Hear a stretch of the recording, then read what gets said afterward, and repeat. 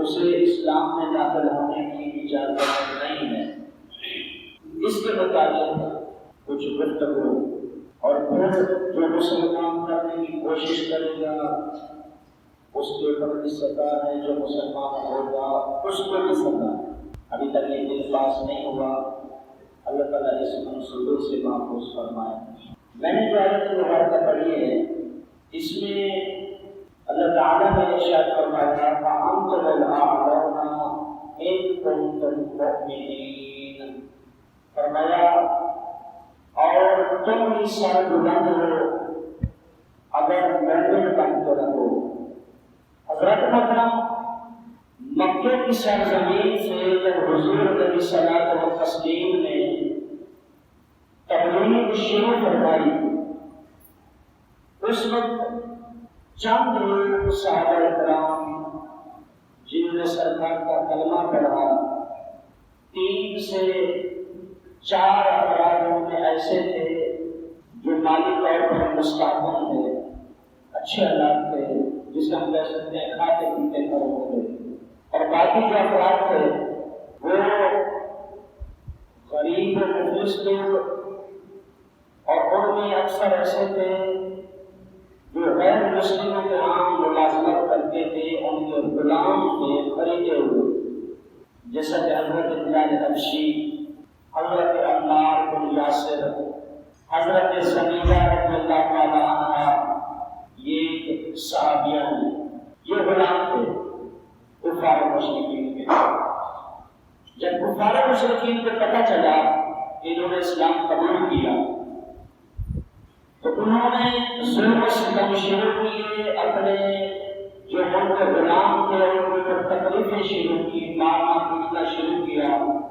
وجہ کیا تھی کہ وہ کسی طرح اسلام سے منحرف ہو جائیں، دین سے روگردانی کریں، جو کلمہ پڑھا نبی کریم صلی اللہ علیہ وسلم کا اس کلمہ سے بھول جائیں، لیکن یہ لوگ ثابت قدم رہے۔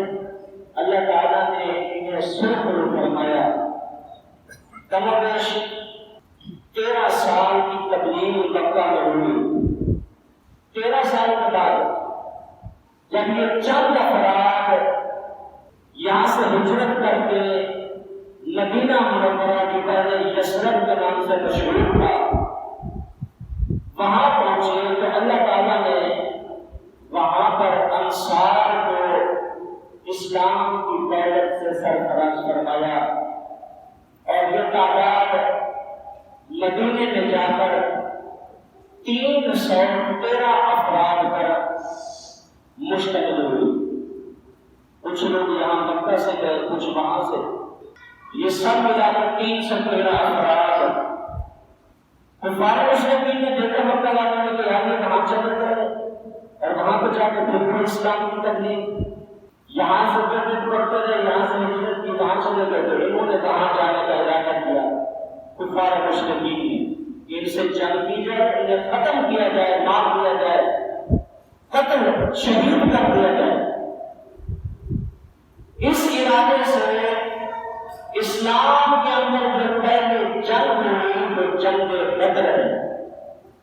16 رمضان کو یہ جنگ بدر جس مقام پر ہوئی، بدر کے مقام پر وہاں صحابہ کرام پہنچے۔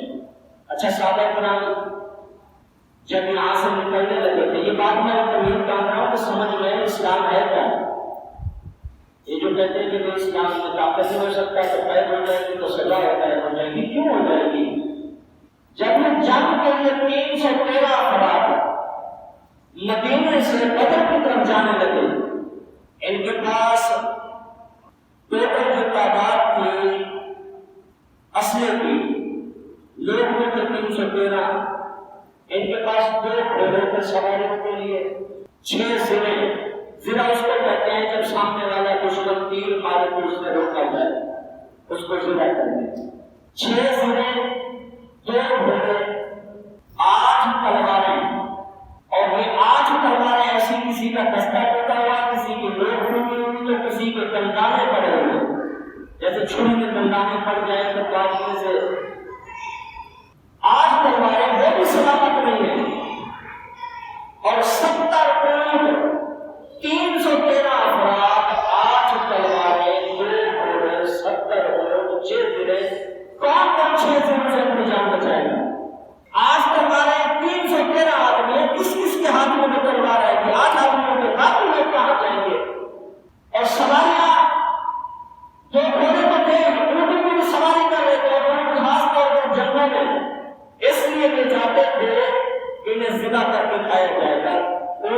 میں استعمال نہیں ہوتا، پڑھ نہیں سکتا ہوں جنگ کے حوالے سے، یہ گھوڑے کا کام ہوتا ہے۔ باقی جو صحابہ کرام تھے نا، جب انہوں نے دیکھا کہ تلواریں تو ہے نہیں، آج تلواریں ہیں، انہوں نے کھجور کی شاخیں توڑی، مدینے سے جا کر کھجور کی شاخیں توڑی اور سرکار کے قافلے کے ساتھ روانہ ہوئے۔ یہودی اور نصرانی، عیسائی، یہ وہاں دکانوں پر، گلیوں میں، چوک و چوراہوں میں بیٹھے، انہوں نے کہا مسلمانوں، محمد مصطفیٰ صلی اللہ علیہ وسلم کا کلمہ پڑھنے والوں، تم جنگ کے لیے جا رہے ہو کفار و مشرکین سے، کس مرتبے میں جاتے ہو؟ اسلحہ تمہارے پاس نہیں، سواریاں تمہارے پاس نہیں، جنگ تو اسلحے سے نہیں جاتی ہے، تمہارے پاس کیا ہے ایسا؟ بہتر ہے اپنے گھروں میں رہو۔ لیکن صحابہ کرام 313 ضرور تھے، تعداد میں کم ضرور تھے، مگر ایمان پختہ تھے۔ انہوں نے کہا یہ رکھو، تم ہمیں اسلحہ نہ ہونے کا تانا دیتے ہو، ہمیں کہتے ہو جنگ اسلحہ سے لڑی جاتی ہے، ہمارے پاس ایمان کی طاقت موجود ہے، اور اس سے اور بڑی کون سی طاقت ہو سکتی ہے، کون سا بڑا اسلحہ ہو سکتا ہے؟ اور پھر اس سے بڑھ کر سرکار دو جہاں پر اس سب میں شامل ہے کہ اللہ اور اس کے رسول پہ بھروسہ تھا، کامل یقین تھا، تعداد نہیں دیکھی، کھجور کی چھڑیاں، دشمن کے ہاتھ میں تلوار ہے، بندہ کھجور کی چھڑی لے کے چلے گئے جنگ میں، عقل بھی کہتے ہیں کہ یار یہ بڑا دیوانہ آدمی ہوگا، لیکن ایمان کی پختگی۔ عمیر نام کا ایک کافر تھا، اس نے راستے میں جب یہ تعداد کو جاتے دیکھا، سواریاں دیکھی، تلواریں دیکھی، اس نے جا کر بھوجال کو خبر دی کہ بھوجال مسلمانوں کی تعداد آئی نہیں، 313 افراد ہے اور ان کے پاس اسلحہ بھی نہیں ہے، ٹوٹی پھوٹی آٹھ تلواریں، 6 سینے کوئی ہو نہیں سکتا ہو، تعداد کتنا ہے؟ تعداد کم بیش 3 اونٹ کھا جائیں گے، یعنی 3 اونٹ کھا جانے سے اس وقت 100 آدمی ایک اونٹ کھایا کرتے تھے، یعنی اونٹ جب صبح ہوتا ہے تو 100 آدمی پورا پورا ہوتا ہے۔ کہا اس سے 3 اونٹ کھا جائیں گے، اس سے تھوڑے بہت اوپر پیچھے ہوں گے، اس نے اندازہ لگایا کہ 300 لوگ ہیں، یا اس سے 10-20 اوپر پیچھے ابو جہل ہے۔ اس نے کہا سنو، اپنے سردار کو کہنے لگا سنو، صبح جنگ تو ہوگی نہیں، 313 لوگ ہیں، میں تو پہلے کہتا تھا کہ ہمارے 360 خداؤں کے مقابلے میں ایک خدا، کیا مقابلہ ہوگا؟ ایسا کرو تم جنگ کی تکمیلیں چھوڑو، رسیاں اکٹھی کرو، رسیاں اکٹھی کرو، صبح جائیں گے بدر کے میدان میں 300 افراد ہیں، ان کو اٹھا کے اونٹ کے اوپر رسیوں سے جکڑ کے باندھ دیں گے، ان کو مکے لے آئیں گے اور یہاں آ کر لوگوں کو تماشا دکھائیں گے ان کا۔ ابو جہل کی یہ سوچ تھی اور اس نے یہ مشورہ بھی دیا، جو عمیر دیکھ کر گیا تھا نا، اس نے کہا ابو جہل اس گھمنڈ میں مت پڑو، میں تو اپنی آنکھوں سے دیکھ کے آیا ہوں، اسلحہ نہیں ہے، سواریاں بھی نہیں ہیں، تعداد بھی نہیں ہے، تھوڑے صحیح مگر پکے ہیں، کچے نہیں ہیں، پکے ہیں، وہ موت کو گلے لگانے کے لیے نکلے ہیں۔ اور یاد رکھنا، مجھے تو یہ لگتا ہے کہ ان میں سے ایک ایک آدمی ہمارے 10 سے 15 آدمیوں کو قتل کرے گا، مجھے یہ لگتا ہے، ان کے بلبلے سے، ان کے جوش اور جذبے سے۔ کہا رات کو اندھیرے میں میں تمہیں مشورہ دیتا ہوں، یہاں سے بھاگ نکلو، اگر جانے بچانی ہے تو بھاگ نکلو، تعداد کے گھمنڈ میں مت پڑنا۔ انہوں نے اس کی بات نہیں مانی اور ایسا ہوا کہ ابو بکر صدیق فرماتے ہیں کہ جب بدر کے میدان میں جنگ لگی نا، نبی کریم صلی اللہ علیہ وسلم اس مقام پر سجدہ فرماتے جہاں آپ مسجد عریش بنی ہوئی ہے، فرماتے ہیں سرکار دعا کر رہے ہیں، اور دعا کیا تھی؟ یہ دعا کے الفاظ بھی اس کے اندر لکھے ہوئے ہیں، سرکار دعا کر رہے ہیں اللہم ان تہلک هذه العصابة لم تجد فی الارض ابدا۔ کہا اللہ میں نہیں کہتا کہ ان کو بچا لے، یعنی 313 جو غلام ہیں، میں نہیں کہتا کہ ان کو بچا لے، لیکن اگر یہ شہید ہو گئے تو میرا نام لینے والا کوئی نہیں ہوگا، میں یہ نہیں کہتا کہ ان کو بچا لے، اگر شہید ہوئے تو تیرا نام لینے والے مل جائیں گے، لوگ تیرا نام ہی نہیں لیں گے۔ سرکار یہ دعا فرمائی، حضرت ابو بکر صدیق صدیق رضی اللہ تعالیٰ عنہ کہتے ہیں کہ سرکار کے سب سے چادر بھی ہوئی سرکار نے قبر شریف، وہ کبھی سڑک پہ کاندھے پہ آ جاتی، کاندھے سے سڑک پہ پیٹ پہ آ جاتی، میں وہ چادر کو اٹھا کے پھر سے لے دیتا سرکار کے اوپر اور وہ پھر سڑکنے لگ جاتی۔ کہتے ہیں میں عرض کرتا حضور سجدے سے سر اٹھائیں، اتنا زیادہ گریا نہ کریں، نہ روئیں اتنا، لیکن سرکار مسلسل دعا کر رہے ہیں، مسلسل ہو جائے۔ فرماتے ہیں کہ نبی کریم صلی اللہ علیہ وسلم نے جب سجدے سے سر اٹھایا کہا ابو بکر مبارک کو آزا جبرائیل یہ جبرائیل آئے ہیں اور اپنی سواری پہ ہے اور ان کے سامنے کے دو دانتوں پر غبار میں دیکھ رہا ہوں، یعنی وہ 5000 فرشتوں کی مدد اللہ تعالیٰ نے میدان بدر میں بھیجی تھی۔ دعا کا اثر تھا، اللہ نے مدد بھیجی فرشتوں کے ذریعے، فرشتے اسلام کی صف میں کھڑے ہو کر لڑے، مسلمانوں کی طرف سے فرشتوں نے جہاد میں شرکت کی۔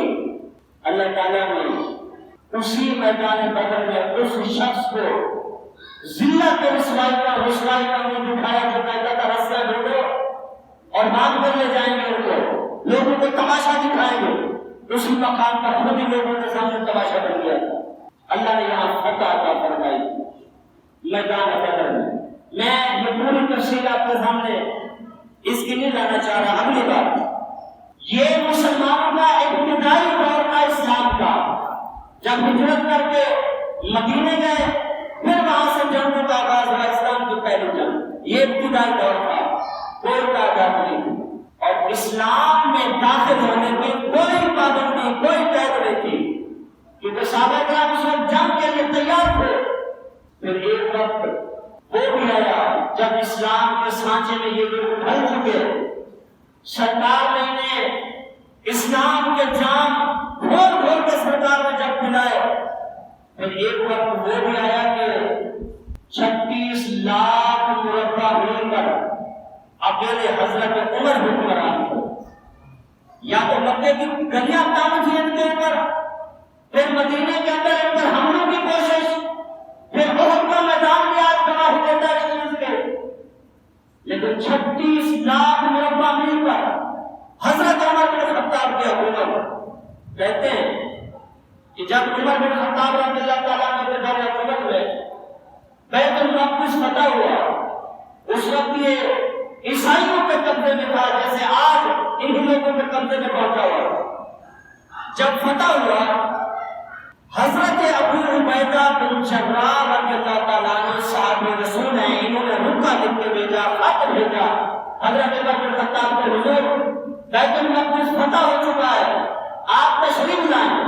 حضرت عمر بن خطاب جب وہاں گئے، ایک غلام اپنے ساتھ، وقت کا بادشاہ ہے، ایک غلام اپنے ساتھ، ایک اونٹنی سواری کے لیے، اور آپ روانہ ہو گئے۔ جب یہاں سے نکلے مدینہ شریف سے تو یہ طے کر لیا کہ ہم دونوں کو سوار نہیں ہوں گے، ایک بندہ باہر پکڑے گا، ایک سوار ہوگا۔ اب تو یہ بندہ تھا کہ غلام باہر پکڑے، آقا جو ہے جو بادشاہ وقت کا وہ سوار ہے سواری پہ، لیکن انہوں نے طے کیا کہ کچھ سفر میں کروں گا، کچھ تم کرو۔ اب غلام اور آقا میں کوئی فرق نہیں رہا، یہاں پہ یہ درس بھی اگر دیتا ہے تو اسلام یہ درس دیتا ہے۔ غلام سواری میں سوار ہو جاتے ہیں، حضرت عمر سمہار پکڑ کے آگے چل رہے ہیں، حضرت عمر سوار ہوتے ہیں تو غلام باہر پکڑ کے رسی پکڑ کے سواری کے آگے چل رہے ہیں۔ اسی طرح چلتے چلتے جب یہ لوگ مسجد اقصی کے قریب پہنچے، بیت المقدس اس کو مسجد اقصی بھی کہا جاتا ہے، جب یہ قریب پہنچے تو وہاں پہ تو غیر مسلم یہودی عیسائی یہ لوگ بھی بڑی تعداد میں جمع تھے کہ آج ہم مسلمانوں کا حکمران دیکھیں گے جس کے ہر طرف چرچے ہیں، جس کے انصاف، عدل اور جس کی بادشاہ کا تذکرہ ہر کسی کی زبان پہ آج ہم اس کو دیکھیں گے۔ اتفاق ایسا جب وہاں قریب پہنچے تو غلام کے سواری پر بیٹھنے کی باری تھی۔ غلام نے کہا حضور میں آپ کا غلام ہوں، آپ آقا ہیں، میں اپنی باری آپ کو دیتا ہوں، آپ سوار ہو جائیں، میں سواری کی مہار پکڑتا ہوں کیونکہ سامنے دشمن ہے، دشمن آپ کو جب دیکھے گا سواری پہ تو اس پر آپ کا روب اور زیادہ طاری ہوگا۔ آپ نے فرمایا نہیں، اسلام یہ سبق نہیں دیتا جب باریاں تقسیم کی ہیں تو پھر میں اپنی باری پر ہی سوار رہوں گا، یہ تمہاری باری ہے، تم ہی سوار ہوں گے۔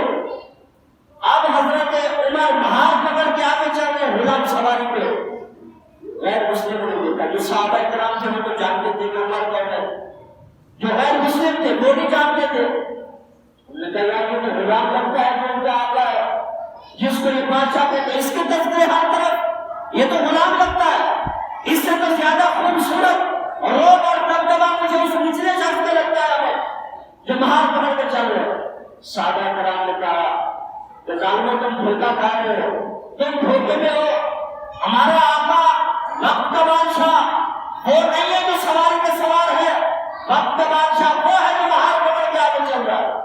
انہوں نے یہ منظر دیکھا کہ اسلام کس قدر اس فرق کو دور کرتا ہے، اچھے برے کی تعظیم جو آج نہیں یہ لوگ سامنے لاتے ہیں، یہ نہیں ہے۔ اچھا اور برا صرف اسے کہا جاتا ہے جو سرکار کا وفادار ہے، وہی اچھا، وہی اچھا۔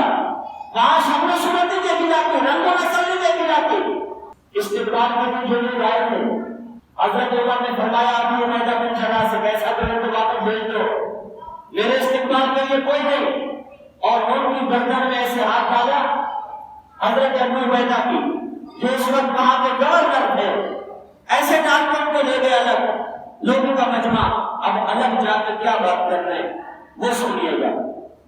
حضرت عمر رضی اللہ تعالیٰ عنہ کہنے لگے، جب انہوں نے دیکھا نا کہ آپ طرف لوگ اکیلے لے گئے اور ان کو اس طرح سے سامنے کھڑا کر اور دونوں ہاتھ ایسے ان کو گلے میں حضرت عمر نے ڈال دیے اور کہا اے ابو عبیدہ، روتے ہوئے یہ بات کر رہے ہیں، ابو عبیدہ انا کنا اذل قوم فاعز اللہ بالاسلام، کہا اے ابو عبیدہ ہماری اگر آج دنیا کے اندر عزت ہے، اگر آج عزت ہے تو یہ نبی کریم صلی اللہ علیہ وسلم کے جھوٹوں کے صدقے سے۔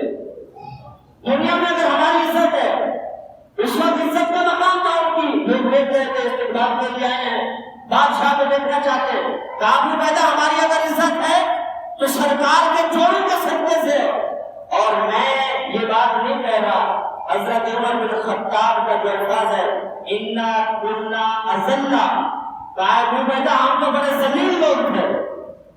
حضرت عمر کہہ رہے ہیں ہم تو ذلیل لوگ تھے، آج اتنی عزت کا مقام ہے، یہ تو سرکار کے جوڑوں کے صدقے سے ہمیں ملا ہے۔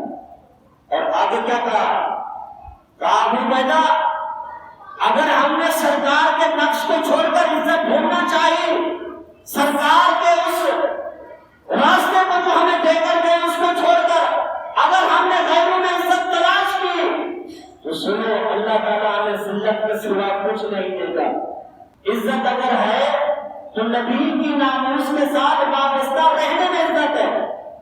یہ حضرت عمر بن خطاب کہہ رہے ہیں، اور یہ میری طرف سے ان لوگوں کے لیے یہ پیغام ہے جو دشمنوں کی گود میں بیٹھ کر وہاں جا کر عزت تلاش کرتے ہیں اور کہتے ہیں کہ 18 سال سے کم عمر کوئی بھی غیر مسلم اسلام میں داخل نہیں ہو سکتا، اور ظالموں تم عزت کی خاطر یہ بکواس کرتے ہو۔ اللہ تعالیٰ کو عزت میں اسے عطا کرتا ہے جو سرکار کی ناموس کے ساتھ وابستہ ہو جائے۔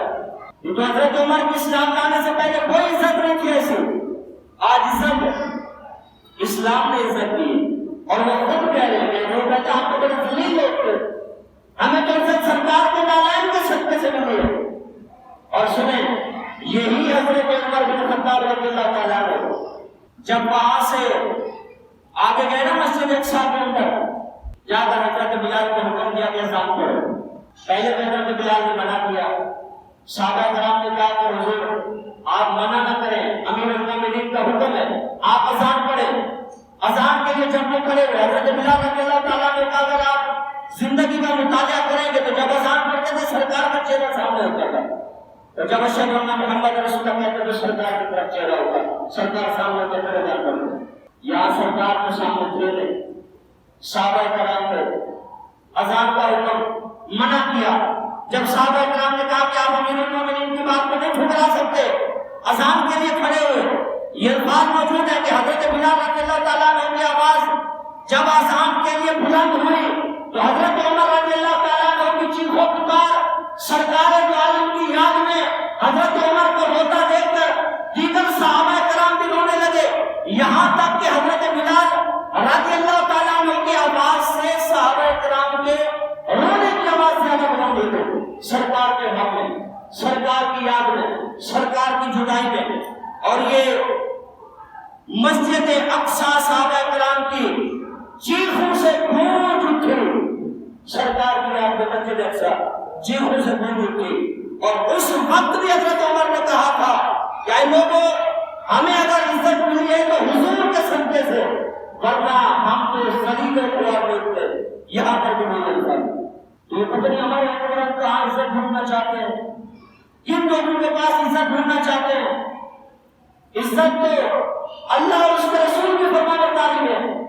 حضرت عمر بن خطاب رضی اللہ تعالیٰ عنہ جب مسجد اقصیٰ میں واپس آئے، ایک مقام ہے جہاں پر حضرت عمر رضی اللہ تعالیٰ عنہ کو آپ کے والد حضرت عمر رضی اللہ تعالیٰ عنہ کے والد خطاب آپ کو کہتے تھے کہ ایسا کرو، یہ 5 اونٹ ہیں تہامہ کے مقام پر، پہاڑیوں کا دامن ہے تہامہ، کہتے یہ 5 اونٹ ہیں، عمر ان کو ایک لائن میں کھڑا کرو، سیدھا کرو، پہلا اونٹ، اس کے پیچھے دوسرا، اس کے پیچھے تیسرا، 5 اونٹ ایک لائن میں۔ حضرت عمر بن خطاب فرماتے ہیں کہ جب میں پہلا اونٹ کھڑا کر کے دوسرے کو سیدھا کرنے لگتا تو پہلا کھڑا ہو جاتا تھا، جب دوسرا سیدھا کر کے تیسرے کی طرف آتا تو پہلے دونوں کھڑے ہو جاتے۔ کہتے 5 اونٹوں کی میں لائن نہیں لگا سکا تہامہ کے مقام پر، اور ان کے والد خطاب کے بارے میں کہتے ہیں انہیں بڑا مارا ہے، کہا ایک عرب کا بیٹا ہو کر 5 اونٹ لائن میں نہیں لگا سکتا۔ اس تہامہ کے مقام پر حضرت عمر رو رو کر کہتے ہیں کہ اے لوگوں، ایک وقت وہ بھی تھا کہ جب عمر اس مقام پر 5 اونٹ ایک لائن میں کھڑے نہیں کر سکتا تھا، آج سرکار کے نالین کی برکت سے، سرکار کی عزت کی برکت سے، سرکار کی ناموس کی برکت سے، سرکار کی غلامی کی برکت سے، شرق سے لے کر غرب تک عمر کی حکومت ہے، پورے کا پورا علاقہ ایک لائن میں کھڑا ہے۔ آئے میرے صحابہ، آئے میرے ساتھیوں، یہ عزت اور یہ مقام اگر ملا ہے تو صرف سرکار کی ناموس کی برکت سے ملا ہے۔ یہ دل میں نے پہلے ابھی ایک بات میں صرف کہا تھا کہ 18 سال سے کم عمر افراد جو پر پابندی لگانے کی کوشش کی جا رہی ہے کہ یہ اسلام میں داخل نہیں ہو سکتے۔ سنیں، ایک مسئلہ بھی آپ کے سامنے میں ایسے عرض کرتا جاؤں، جب کوئی غیر مسلم شخص، کوئی بھی غیر مسلم شخص اسلام میں داخل ہونا چاہے، پوری تقریر یاد میں رکھنا، یہ مسئلہ یاد رکھ کے جانا، سارے لوگ پوری تقریر بھول جانا، بے شک ابھی تم نے کچھ سنا ہی نہیں ہے، لیکن یہ مسئلہ یاد رکھ کے جانا، یہ جو میں بھی آپ کے سامنے عرض کرنے لگا۔ غیر مسلم شخص جب کبھی اسلام میں داخل ہونے کا ارادہ رکھے، اسلام قبول کرنے کا، وہ کسی بھی مسلم کے پاس جائے، چاہے وہ مسلم، وہ کسی گاڑی کا مکینک ہے، کوئی کاریگر ہے، کوئی مسجد کا امام ہے، کوئی خطیب ہے، کوئی اسکول ٹیچر ہے، کوئی کاروباری ہے، کسی بھی شعبہ جات سے وہ تعلق رکھتا ہے، وہ مسلمان کے پاس جائے، غیر مسلم، اور جا کر کہے کہ مجھے اسلام قبول کرنا ہے، مجھے کلمہ پڑھائیں۔ کیا کرنا ہے مجھے؟ اونچا بولے، کیا کرنا ہے مجھے؟ اسلام قبول کرنا، کلمہ پڑھانا، اسلام قبول کرنا ہے مجھے، آپ کلمہ پڑھائیں۔ اور وہ آگے والے شخص جو مسلم ہے وہ اس کو یہ کہے کہ ابھی 1 گھنٹہ رکیں، 10 منٹ رکیں، یا 5 منٹ یا 1 منٹ رکیں، ہم اپنی مسجد کے امام صاحب کو بلاتے ہیں، کیونکہ کلمہ تو ہمارے مسلمان کو یاد ہے نہیں، آپ پوچھیے گا یاد نہیں ہے، چھیتر میں یاد نہیں ہے، شاید یہاں بیٹھے اتنے سارے افراد و شاید کسی 10 آدمی کو یاد ہوں گے، 11واں یہاں کوئی کھڑا نہیں کر سکتا، میں یہ دعوے سے کہہ رہا ہوں، چھیتر میں یاد نہیں ہے، یاد کیا کرو۔ وہ ہمارا مسلمان اس سے کہتے ہیں کہ میں امام صاحب کو بلاتا ہوں، امام صاحب آئیں گے تمہیں کلمہ پڑھا کے دین میں داخل کریں گے۔ اب یہ جو اس نے کہا کہ رک جاؤ، یہ بھی کافر ہو گیا۔ کیا ہو گیا؟ یہ شخص بھی آواز بند ہو گیا، کافر ہو گیا، کافر ہو گیا۔ غیر مسلم آیا مسلم کے پاس، اس نے کہا مجھے کلمہ پڑھا ہے۔ مسلم نے کہا کہ رک جاؤ، میں امام صاحب کو بلاتا ہوں، یا نماز کے ٹائم میں آ جانا، امام صاحب موجود ہوں گے، خطیب صاحب مفتی صاحب موجود ہوں گے، آپ کو کلمہ پڑھا کے اسلام میں داخل کر دیں گے۔ یہ بھی کافر ہو جائے گا۔ کیوں کافر ہو جائے گا؟ اس لیے کہ یہ اس کے کفر پر راضی ہوا کہ ابھی تم تھوڑی دیر مزید کفر میں رہو، اس لیے یہ بھی کافر ہو جائے گا۔ ہم پوچھتے ہیں ان ظالموں سے جنہوں نے کہا کہ 18 سال کی عمر تک مسلمان نہیں ہو سکتے، تو تم کہاں ہو؟ مسئلہ تو یہ، اب جب امام صاحب آئے، یہ مسلم شخص اپنی بہادری، اپنی دلیری، اپنی جوان مردی اور دین کی تبلیغ جتانے کے لیے امام صاحب کے پاس اس غیر مسلم کو لے کر آیا جس کو کہا تھا کہ رکو امام صاحب کے انتظار میں۔ اب اس امام صاحب کو چاہیے وہ دونوں کو کلمہ پڑھا کے پھر سے مسلمان کرے۔ یہ مسئلہ پہلے سنا تھا آپ نے امام سے بتانا، امام صاحب کو چاہیے دونوں کو، وہ تو تھا ہی غیر مسلم لیکن یہ مسلم تھا، اس کے کفر میں راضی ہو کر یہ بھی کافر ہوا۔ اب جو کافر ہوا سنو، اس نے جتنی نمازیں پڑھی تھی ساری برباد ہوئی، جتنے روزے رکھے تھے سارے برباد ہوئے، جتنے قرآن کی تلاوت کرنے نیکیاں کمائی سب برباد ہوئے، جتنے حج اور عمرے کیے تھے سب برباد ہوئے، یہاں تک کہ اگر شادی شدہ تھا تو نکاح بھی ختم ہو جائے گا۔ دین بیان کرنا اتنا آسان ہے، دین کو سمجھنا اتنا آسان ہے۔ اب اس مولوی صاحب کو چاہیے اس کو بھی کلمہ پڑھائے، اس کو بھی کلمہ پڑھائے، اس کے بھی نکاح کی تجدید کرے، دوبارہ نکاح پڑھائے اس کا بھی، کیونکہ یہ مسلمان سے کافر ہوا، اس کے کفر پہ راضی رہے کہ ہمارے حکمران کو موقع نہیں رہتا۔ حضرت علی مرتضیٰ رضی اللہ تعالیٰ نے بچپن میں مانتا ہے، کوئی پابندی نہیں، کسی نے کچھ نہیں کہا۔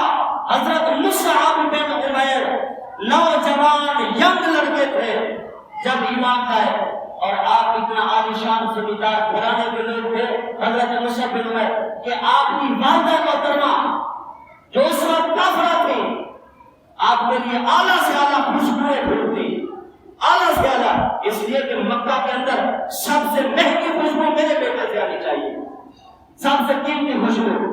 جب اسلام قبول کیا اور سننا حضرت مصعب بن عمیر اسلام لانے سے پہلے بڑے جاگیردار، بڑے دولت مند گھرانے کے واسطہ رکھتے تھے، یہاں تک کہ جو لباس ایک مرتبہ پہنتے دوسری مرتبہ کسی غریب کو دے دیا کرتے تھے۔ اتنے بڑے زمیندار آدمی دوسری مرتبہ جسم پہ کپڑا نہیں آنے دیتے، لیکن جب اسلام قبول کیا ماں باپ نے گھر سے نکال دیا، کہا کوئی ضرورت نہیں ہے مال و زر کی، نہ ہی اس دولت کی ضرورت ہے، کسی چیز کی ضرورت نہیں ہے، ہمیں صرف دامن مصطفیٰ مل گیا، ہمارے لیے یہی کافی ہے۔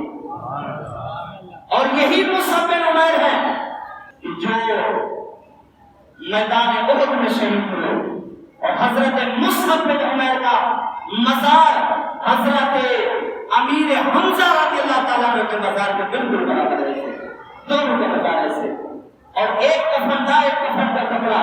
جب ان دونوں کی میت، دونوں کی لاشیں جب شہید ہو گئی، حضرت امیر حمزہ اور حضرت مصعب بن عمیر، ایک ہی کپڑا تھا، سرکار علیہ السلام کے پاس ان کو کفن دینے کے لیے، کفن کے لیے اس کے دو حصے طے کیے گئے تھے، دو حصے اس ایک کپڑے کے، اور وہ کپڑا عام نہیں تھا، میرے نبی کی چادر مبارک تھی، دو حصے۔ اب کپڑے جب دو حصے ہو گئے تو چھوٹا ہو جائے گا، جب چھوٹا ہوا تو اتنا چھوٹا ہو گیا کہ اگر منہ ڈھانپتے تو پاؤں آگے ہو جاتے، اگر پاؤں ڈھانپتے تو منہ، چہرہ مبارک کپڑے سے باہر آ جاتا، لیکن ان کا چہرہ ڈھانپا گیا تھا، پاؤں کی طرف سے گھاس دے دیا گیا تھا۔ ان کو جب سے دفن کیا گیا، مزار کے اندر رکھا گیا۔ یہ تو وہ لوگ ہیں کہ اسلام کی خاطر اپنا گھر بار چھوڑ دے، اتنا بڑا دولت مند ہو، ایک بار لباس پہنے دوسری بار جسم پہ نہ آنے دے، شہادت کے وقت کپڑا بھی مکمل رہا کا۔ یہ اسلام ہے، یہ ذلت، یہ رسوائی کا خود سبب بنتے ہیں مسلموں کی لہر چوکھٹ میں جا کر وہاں عزت تلاش کرتے ہیں۔ حضرت عمر بن خطاب کہتے ہیں کہ ہمیں تو عزت بھی اگر ملی ہے تو سرکار کے نالین کے صدقے سے ملی ہے، وہ ہے نا علامہ اقبال نے کہا تھا کہ محمد سے وفا کرنے تو ہم کہہ رہے ہیں، جہاں چیز ہے کیا لوح و قلم تیرے ہے، کیا مطلب؟ کہا سرکار کی زندگی کے مطابق اپنی زندگی گزار، سرکار کی ناموس پہ پہرا دے، اسلام کو ترجیح دے، ہر غیر مسلم کے اوپر، ہر قسم کے مذہب کے اوپر اسلام کو ترجیح دے۔ جب تو اسلام کے سانچے میں ڈل جائے گا، سرکار سے وفاداری کرے گا، تو پھر تیری تقدیر میں کیا ہے تجھ سے یہ بھی پوچھا جائے گا، تقدیر تجھ سے پوچھے گی کہ بتا تو کیا چاہتا ہے۔ وہ ہے نا کہ خودی کو کر بلند اتنا کہ ہر تقدیر سے پہلے خدا بندے سے خود پوچھے بتا تیری رضا کیا ہے، تو اللہ تعالیٰ ایسے پوچھے گا تیری رضا کیا ہے۔ عقل کریں، یہ مسئلہ سمجھ میں آیا کہ میں نے آپ کو واضح کر کے میں نے کہا جو بندہ انتظار کروائے گا غیر مسلم شخص کو، امام صاحب آئیں گے تو کلمہ پڑھائیں گے، یہ بھی غیر مسلم ہو جائے گا، کافر ہو جائے گا۔ اور اگر یہ مسئلہ ایسا نہ ہو تو میں یہ وعدہ کرتا ہوں اپنی زبان بھی کٹوا دوں گی، اگر یہ مسئلہ ایسا نہ ہو۔ اب جنہوں نے ایسا بل تیار کیا کہ 18 سال سے کم عمر کوئی بھی نہیں آنے، ہم نہیں آنے دیں گے، جیل میں ڈال دیں گے، سزا دیں گے، قید کر دیں گے، ایمان سے بتاؤ ان کا ایمان بچا ہے؟ کیونکہ وہ غیر مسلم کے کفر پر راضی ہے۔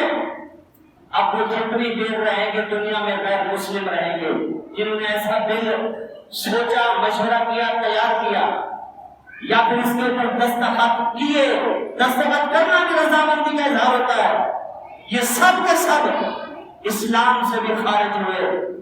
اگر شادی شدہ تھے تو نکاح سے بھی خارج ہوئے۔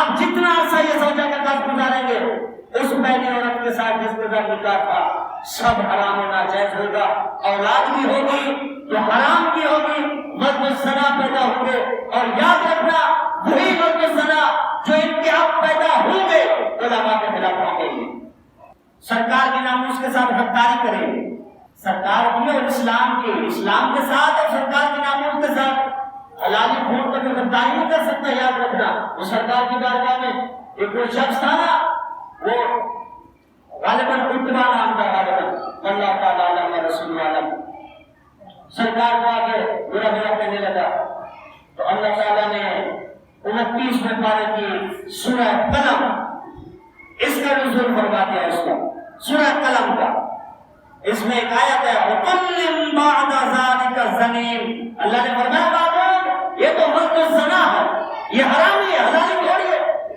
جب تو بڑا بنا کہہ رہا ہے اس شخص نے جب سنا تلوار لے کے ماں کے پاس پہنچا تھا، کہا بتا میں حلالی ہوں یا حرامی ہوں، اور اس نے اقرار کیا تھا کہ تو حرامی ہے، تیرا باپ نہ مرد تھا۔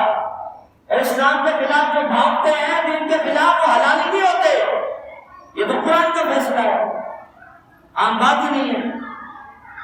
ایک تو سورہ قلم اٹھائے، اس کا ہر ایک تک ترجمہ پڑھے اور دیکھیں، ایک نہیں دو نہیں پوری 9 آیتیں اس ایک لانتی کے خلاف اللہ تعالیٰ نے نازل فرما دی، پوری 9 آیتیں۔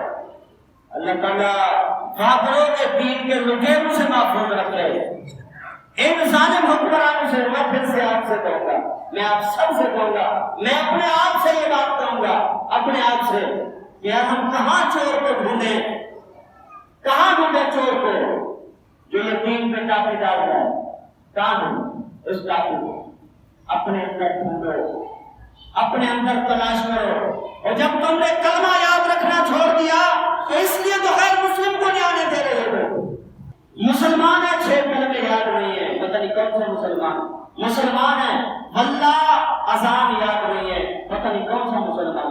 اقامت کے لیے کہو ٹانگیں کانپنا شروع ہو جاتی ہیں، اقامت پڑھنا تکبیر جسے کہتے ہیں مسلمان کو وہ یاد نہیں ہے، نماز جنازہ یاد نہیں ہے۔ نماز جنازہ میں دیکھا ہوگا آپ نے، جنازے پڑھے ہوں گے کئی جگہ، ہم نے بھی پڑھے ہیں، پڑھائے ہیں، میں مکمل طریقہ سمجھاتا ہوں نماز جنازہ کا، شروع سے آخر تک پڑھ کے سناتا ہوں، پڑھ کے کیا پڑھنا ہے کیا پڑھنا ہے، پھر بھی تمہیں یاد نہیں ہے۔ آپ باندھ کے کھڑے ہوں گے، جب وہ سلام پھیرنے لگے گا نا جنازے کو تو دیکھیں گے برابر والے کو اس نے ہاتھ چھوڑے یا باندھے ہوئے، جب تمہیں بتا چکا ہوتا ہوں کہ کیا کرنا ہے، کیوں یاد نہیں؟ دعائیں قنوت یاد نہیں ہے، اذان یاد نہ ہو، نماز یاد نہ ہو، نہ پھر بھی ہم مسلمان ہیں، برا تو نہیں لگا، بات تو ایسی تھی۔ اللہ اکبر، اللہ میں عقل دے، اللہ میں عقل دے، عقل دے، عقل دے۔ یہ اسی دین کی حفاظت کے لیے، دین کی حفاظت کے لیے، اسی کلمہ کی حفاظت کے لیے ایک جنگ کے اندر غالباً جنگ یمامہ تھی، اللہ تعالیٰ علیہ رسول اللہ 313 قرآن کے قاری صحابہ کرام شہید ہوئے۔ قرآن کے قاری صحابہ کرام سے بڑھ کے کون قرآن پڑھ سکتا ہوگا؟ جنہوں نے براہ راست سرکار سے قرآن پڑھا، جن کی موجودگی میں قرآن کی آیات کا نزول ہوتا ہے، جو کوئی بات کرے تو ان کی بات کی تائید میں قرآن کی آیت کا نزول ہوتا ہے، ان سے بڑا کون قرآن جانتا ہوگا؟ 313 قرآن کے قاری صحابہ کرام اسی کلمہ کو بچانے کے لیے شہید ہوئے۔ وہ کلمہ کہاں ہے تیرے گھر میں؟ یہ بات میں آپ اپنے آپ سے کر رہا ہوں، آپ سے پوچھ رہا ہوں، کہاں ہے کلمہ؟ اسی کلمہ کو بچانے کے لیے، تاکہ ہمیں یاد رہے یہ کلمہ، یہ نماز ہمیں یاد رہے، یہ اسلام کا طریقہ ہمیں یاد رہے۔ امام حسین ایسے 6 ماہ کے بچے کو لے کے گئے تھے، یہی کلمہ تھا، اسی کو بچانے کے لیے۔ وہ 6 ماہ کے بچوں کی لاشیں ہاتھوں میں اٹھا کے واپس خیمے میں لائے، 18 سال کے جوان بیٹوں کی لاشیں اسی کلمہ کو بچانے کے لیے، بھتیجوں کی لاشیں، بھائیوں کی لاشیں، اپنی جان بھی دے دی۔ تو بتا کہاں ہے کلمہ؟ بتا۔ یہ امام حسین کی روح پوچھتی ہے تجھ سے، بتا کہاں ہے کلمہ؟ کہیں نہیں دکھائی دیتا کلمہ، کہیں نہیں دکھائی دیتا۔ مجھے بھی اس چیز کا احساس ہے کہ ٹائم ہو گیا، شاید آپ لوگوں کی بھی نظریں جا رہی ہوں گی۔ اس بات میں سوچیے گا، ابھی سکتے میں بیٹھے سارے، یہ سب کے اوپر یہ بات دل کو لگ رہی ہوگی، شاید میرے کو لگ رہی اور مجھے اچھی بھی لگ رہی ہے۔ میں نے اپنے آپ سے پوچھا ہے کہ کلمہ کہاں ہے، بتاؤ۔ نوجوان کو 14 سال کرنے کا خدا کی قسم کہتے یاد نہیں ہے۔ انڈیا کے 50 گانے یاد ہیں، جو دشمن اعظم تھے 50 گانے اس کو یاد ہیں۔ قرآن کی سورہ فاتحہ یاد نہیں ہے، پوری فلموں کی سٹریاں یاد ہیں۔ اقامت پڑھنے کا تو زبان لڑکھڑا جاتی ہے، شرم آتی ہے۔ کارخانے کے اندر کام کاج کے اوپر گانا گاتے ہوئے کبھی شرم آئی ہے؟ جو گنگنا رہے ہوئے نعت مصطفیٰ یاد نہیں ہے، شرم آتی ہے نعت مصطفیٰ کے لیے گانا گاتے ہوئے، کبھی حیا شرم آئی ہے؟ یہ جتنے نوجوان ہیں، میں دعوے سے کہہ رہا ہوں تیسرا کلمہ یاد نہیں ہوگا انہیں۔ دوسرا اس لیے نہیں کہا کہ شاید یاد ہو، یہ تو یاد دوسرا بھی نہیں ہوگا۔ نماز کی رکعتیں آپ کو یاد نہیں ہیں، یہ کون یاد کروائے گا ان کو؟ کیا دوبارہ جبرائیل علیہ السلام آئیں گے؟ دوبارہ وحی کا نزول ہوگا؟ کوئی وحی کا نزول نہیں ہونا۔ جبرائیل کی آمد کا سلسلہ رک گیا، یہ ذمہ داری میری ہے، یہ ذمہ داری آپ کی ہے، یہ ہماری ذمہ داری ہے۔ اپنی اولاد کو یاد کرواؤ، کیوں نہیں یاد کرواتے ہو؟ کام کے ڈھنگ کو بڑا یاد کروا دیا آپ نے، کمانے کا سلیقہ بڑا سکھا دیا، کاروبار کی جانت سب کچھ سکھا دیا، نہیں سکھائی تو نماز نہیں سکھائی، کیا مرنا نہیں ہے تجھے؟ قبر میں نہیں جائے گا تو؟ اگر تم نے یہ چیزیں سیکھی ہوتی تو تیرے اوپر ایسے حکمران نہ ہوتے۔ یہ تیرے دیے کا سبب ہے۔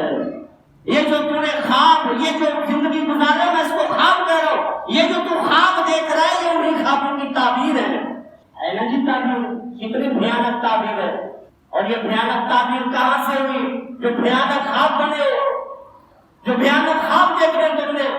ہمیشہ تم نے بھی دنیا میں ترقی کرنے کی کوشش کی، میں نے بھی دنیا میں ترقی کرنے کی کوشش کی، اسلام کی پرواہ نہ تجھے نہیں نہ مجھے۔ ہماری کون سی شہادتیں گئی؟ کون سا میں مسجد کے مولوی میں اپنے بیٹے کو ذبح کروا کے آیا ہوں اسلام کی خاطر؟ مجھے تو مفت کی روٹیاں مل جاتی ہیں کھانے کو، مجھے کیا احساس ہوتا ہے اس چیز کا؟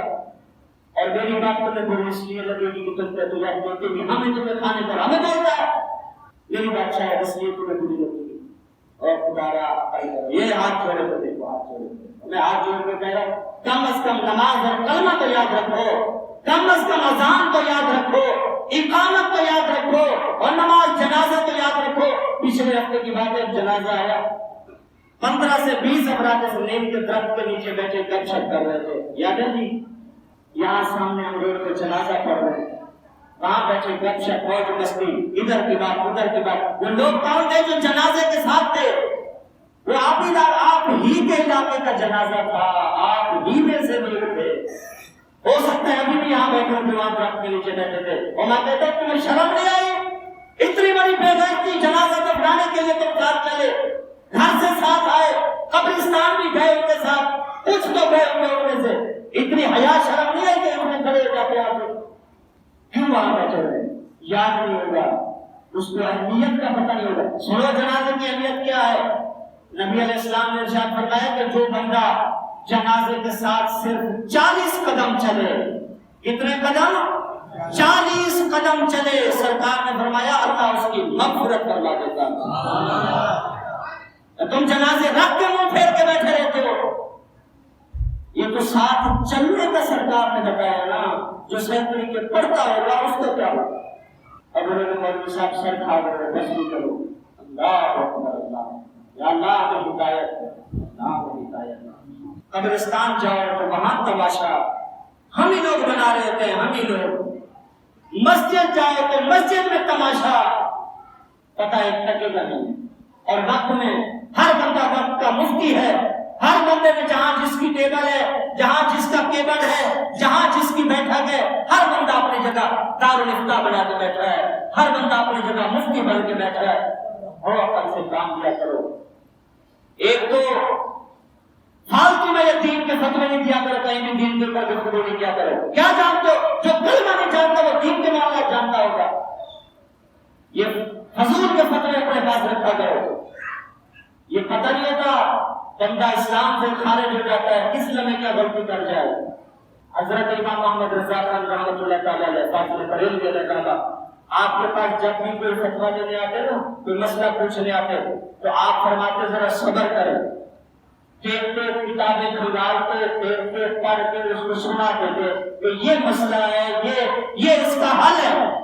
لوگوں نے پوچھا حضور آپ ایسے بیان فرما دیا کریں، وقت کے اتنے بڑے محدث، اتنے بڑے مجدد، ایسے فرمایا دین کا مسئلہ ہے، کوئی عام چیز تھوڑی ہے کہ احمد رضا سے بول رہے۔ یہ اس بندے کا بتا رہا ہوں جو 13 سال کی عمر میں فتویٰ لکھنا شروع ہو گئے تھے۔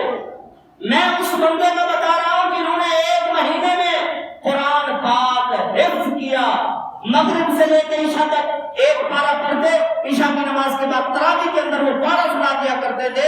30 روزے مکمل ہوئے، 30 تراویح مکمل ہوئے، امام محمد رضا خان کا قرآن حفظ مکمل ہوا۔ میں اس بندے کی بات کر رہا ہوں جس کو بھی بات میں پڑھنا نہیں آتی، ہمیں پڑھنا نہیں آتی، ہم دین کے فتوے دیتے بیٹھتے، اور جمعہ کے بعد مولوی کو کیا کچھ بیٹھتے ہوں گے جو حقیقت ملتا ہوگا۔ اللہ ہمیں اپنے سلیم عطا فرمائے، آمین بجائے نبی صلی اللہ علیہ وسلم۔